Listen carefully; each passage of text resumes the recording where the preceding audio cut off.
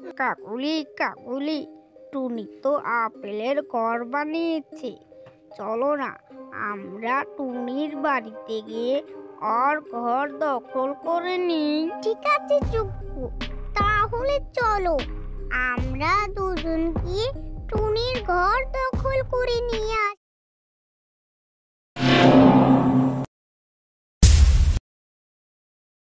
একটি গ্রামে অনেক গরম ছিল।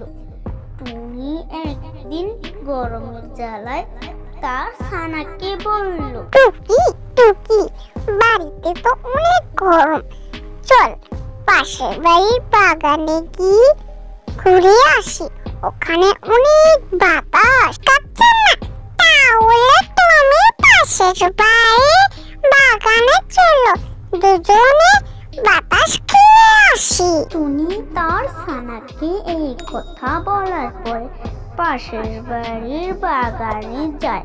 আর বাগানে গিয়ে কাকুলি, যোগু, টুনি আর তার ছানা, সেখানে অনেক বাতাস ছিল। তারা চারজন মিলে বাতাস খাচ্ছে। আর তখন সেখানে মিসকে আসলো। যোগু যোগু, এখানে বসে তুই কি করছিস? চল দুজনে আমরা পার্কে যাব, ওখান থেকে ঘুরে আসি। না না মিসকা ভাই, অনেক তো গরম পড়েছে, আমি এই বাগানে আর অল্প বাতাস খেয়ে নই। মিসকা ভাই, তুমি লালুকে সাথে করে পার্কে নিয়ে যাও, আমি যাব না। যোগু, আমি ভেবেছিলাম তুই আমার সাথে পার্কে যাবি, এখন দেখি না তুই যাবি না। আমি তাহলে লালুকে নিয়ে যাব পার্কে। এই কথা মিসকা যোগুকে বলে সেখান থেকে চলে যায় লালুর কাছে। আর সেখানে গিয়ে মিসকা লালুকে বলতে লাগলো, চল পার্কে যাব।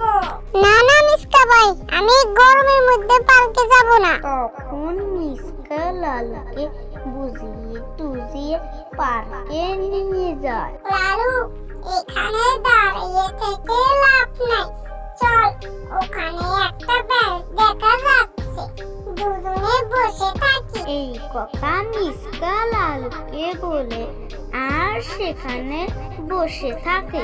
মিসকা ভাই চলো না নাগরতলায় উঠি। এই কথা মিসকা আর লালু বলা বলির পর বাড়িতে চলে যায়। জোরে তো আমার ঘরটা ভেঙে গেল, এখন আমি কোথায় থাকবো? এই ঈশ্বর, আমাকে একটা ঘর বানিয়ে দাও না। এই কথা টুনি বলার পর সেখানে টুনির ছানা আসে বড় বানা আপেল নিয়ে। মা, দেখো আমি বড় একটি আপেল পেয়েছি। আমি দেখি জঙ্গলে আপেলটা পড়ে রয়েছে, আমি গড়াতে গড়াতে বাড়িতে নিয়ে আসলাম। মা, আমাদের ঘর তো ভেঙে গিয়েছে, এক কাজ করি, আমরা এই আপেলটাতে ঘর বানাই। ঘর টুকি, তুই ঠিকই বলেছিস, আমাকে আপেলটা দে, আমি গাছে লাগিয়ে দিই। ঠিক আছে মা, আমি এখনই আপেল তোমার কাছে দিচ্ছি। এই কথা টুনি বলে সেই আপেল দিয়ে ঘর বানায়। আর সেই কথা যোগু আর কাকুলি শুনতে পায়। আর তখন যোগু কাকুলিকে বলল, কাকুলি কাকুলি, টুনি তো আপেলের ঘর বানিয়েছে, চলো না, আমরা টুনির বাড়িতে গিয়ে ওর ঘর দখল করে নিই। ঠিক আছে চুপু, তাহলে চলো আমরা দুজন গিয়ে টুনির ঘর দখল করে নিয়ে আসি। আর যোগু আর কাকুলি এই কথা বলে টুনির বাড়িতে যায় ঘর দখল করতে।